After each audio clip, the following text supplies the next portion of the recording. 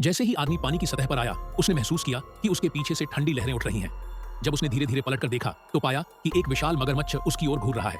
उस दानव को क्रोधित न करने के लिए उसने खुद को शांत रखने की कोशिश की और सावधानी से हेलीकॉप्टर की तरफ बढ़ने लगा। मगर जैसे ही मगरमच्छ हमला करने वाला था, आदमी ने तुरंत सुरक्षा उपकरण खोलकर उसका ध्यान भटका दिया और तेजी से हेलीकॉप्टर पर चढ़कर बच निकला। लेकिन जैसे ही हेलीकॉप्टर ऊपर उठने लगा, मगरमच्छ ने उसके तैरते हिस्से को जोर से पकड़ लिया।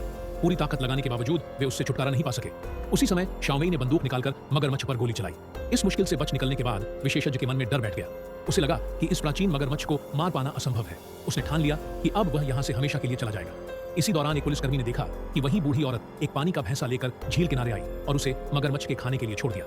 जब जांच हुई तो उस औरत ने स्वीकार किया कि यह मगरमच्छ वहीं पाल रही थी और यहाँ तक कि अपने पति को भी उसने खुद इसी के भोजन के रूप में दे दिया था। सभी लोग यह सुनकर हैरान रह गए और तुरंत उस औरत को गिरफ्तार कर लिया। फिर वे हथियारों के साथ मगरमच्छ को खत्म करने के लिए निकल पड़े। लेकिन देर तक इंतजार करने के बाद भी वह दिखाई नहीं दिया। जैसे ही वे वापस जाने लगे, अचानक मगरमच्छ ने हमला कर दिया।